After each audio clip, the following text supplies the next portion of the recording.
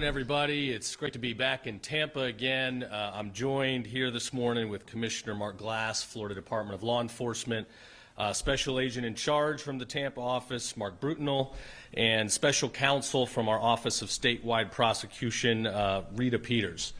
It's good to be back. I wish it was to talk about something more uplifting, but we do have a big announcement this morning that we are busting an international child pornography ring. We will be bringing charges against 8 individuals this morning, 7 of whom are Florida residents. As a dad of 3 little ones, it's tough to talk about some of this stuff, but what these guys were doing was truly heinous. There's not a word in the English dictionary that can describe the gross content that was on the videos. Our investigators have been able to get their hands on over 1 million videos showing sexual abuse on minors. Many of these individuals were babies that are being sold around the world.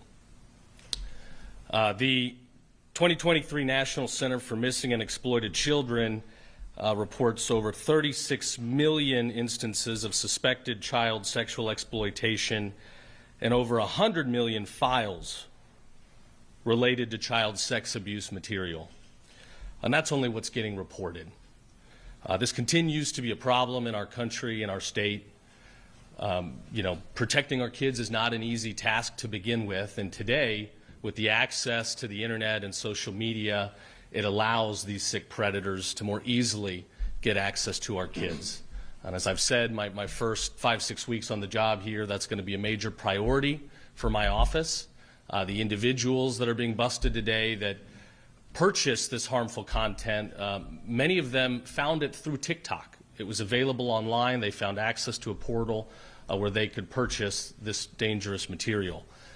TikTok has shown they can very quickly get stuff off their website. If there's unlicensed music or something going around, they've proven with a flip of a switch they can get it off.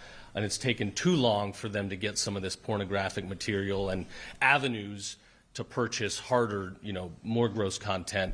We've got to get them to be more accountable. So we will be working on that. We are going to hold social media companies accountable that want to put our families and our kids in jeopardy. So today, these 8 defendants are being charged with multiple felony counts, including RICO, money laundering, and purchase of child pornography.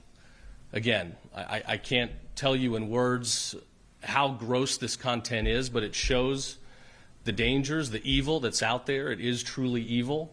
And you've got my word that in this state, we are going to do everything we can to hold these people accountable. If you are a child predator, if you are one of these sick people, then I hope you never see the sun again. And I hope you certainly never have access to kids again. So we will continue that fight, and I want to give a very special thanks to Rita Peters from Statewide Prosecution for leading this fight. She's going to slap these guys around in the courtroom, and unfortunately I'm figurative in that comment, but thankful to her, as well as Investigator Abby George, who busted the case. So thank you. I'll turn it over to Commissioner Mark Glass. Thank you, General. I appreciate it. I just want to say, first and foremost, General Uthmeier has stepped in and stepping up and stepping out.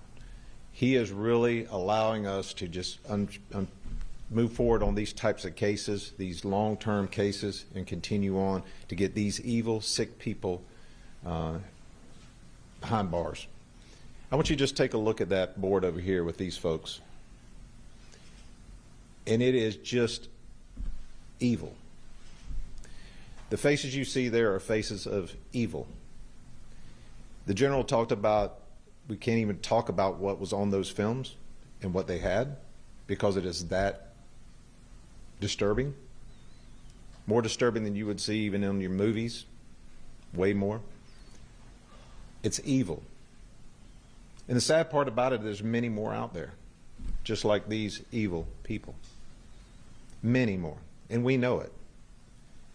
And through the hard work and dedication of multi-agencies, such as HSI with DHS, our task force agents from multiple agencies across this Tampa Bay area and the rest of the state, FDLE, and our Office of Statewide Prosecution, we're able to get out there and get these evil people out of our society, put them where they belong, behind bars, answer to their crimes. I'm a father, I'm a brother, I'm a husband, and I'm your state of Florida commissioner on FDLE. And the stuff that these evil people did emboldens not only me, but the men and women behind me to go out and get more people like this off our streets. This will not be tolerated in the state of Florida.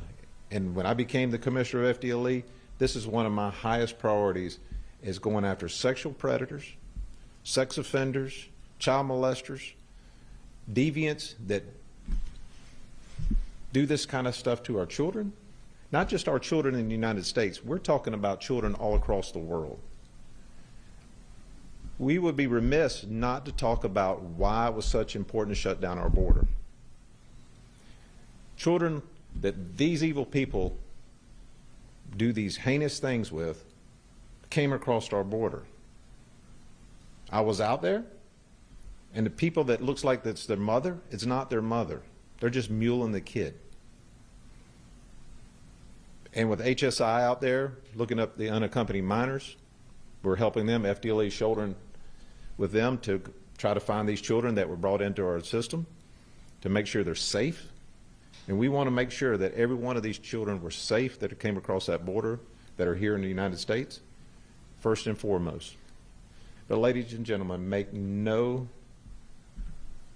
disclaimer here for you.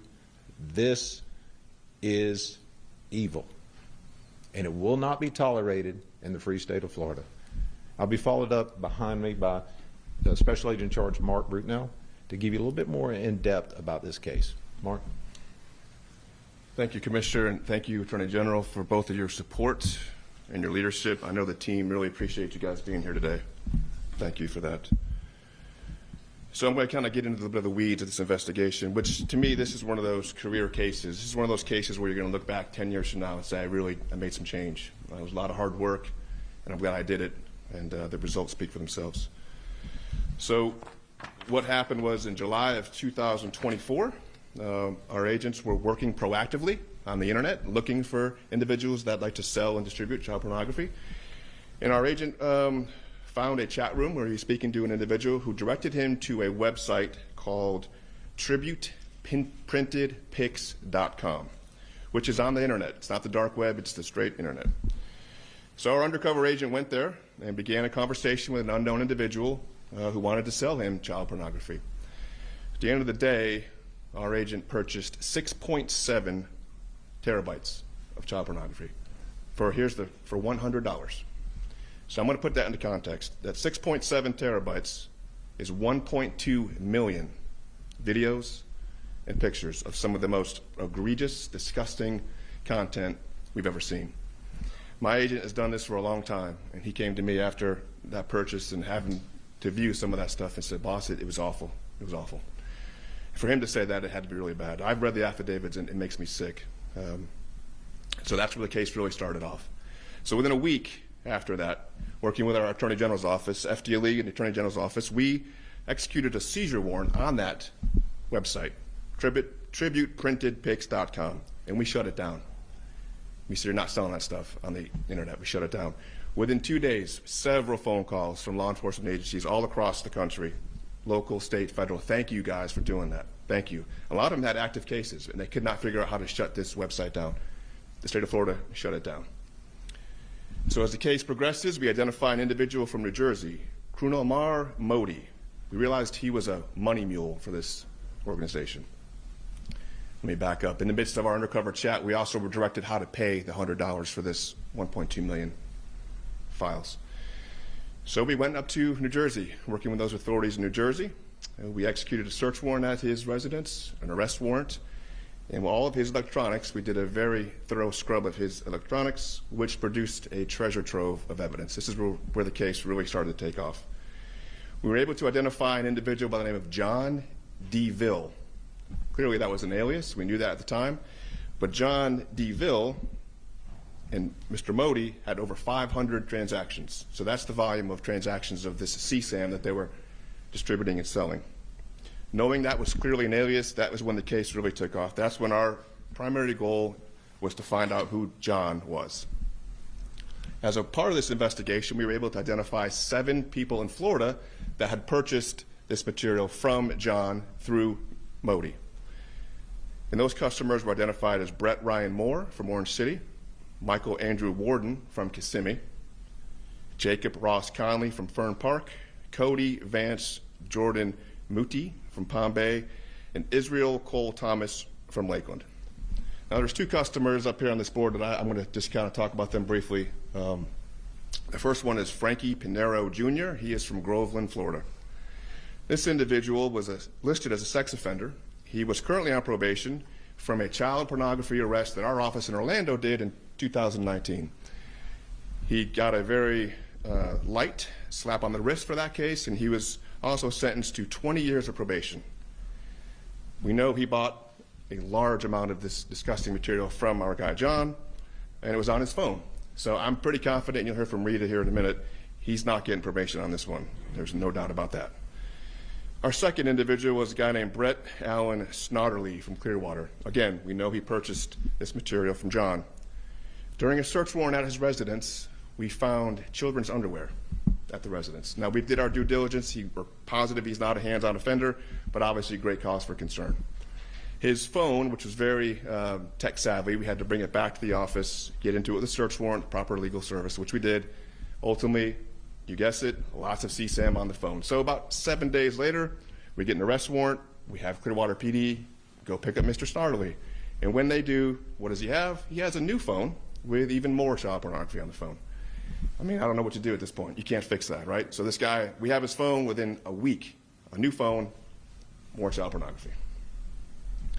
As the investigation continues, always searching for John, we identify through HSI another money mule, Exima McQuaida from Portland, Oregon.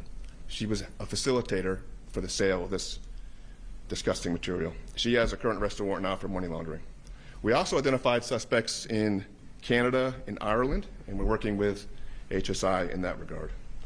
So finally, after almost a year of diligent work, 140 subpoenas, 20 search warrants, endless hours of analysis. You see this chart here. That's kind of a way to break down the spider web that we had to sift our way through and figure out who's who here. We were able to identify John DeVille as Mehmet Bozayuk from Adana, Turkey. Mr. Mehmet was very deliberate in hiding his identity. He utilized multiple layers of VPNs, money mules, obviously, burner accounts, burner phones. He also used a lot of stolen personal identification information that he would steal off the web to send money through different channels. He really, really believed that he could outsmart us, but at the end of the day, he didn't. He tried to profit on this horrific abuse of children, but we caught him. A little back story on Mr. Mehmet. He's married with 2 kids, and this is his way of making money. We currently have an arrest warrant for him in the system. We are talking with HSI, our partners at HSI, to try to get him extradited to Florida, and I hope we can pull that off because he will be held accountable here in Florida, no doubt about it. An excellent case, the teamwork. Again, as a father, like everyone has mentioned before, I was amazed at these guys, the way their dogged pursuit of him. Again, it's one of those cases where you're going to look back when you're over with this career and say, I made a difference. That's just one network. I'm sure there's several more out there that we are actively going to target as well. So with that, I'm going to bring up ASAC McCombs from HSI to talk about their role in this case. Thank you.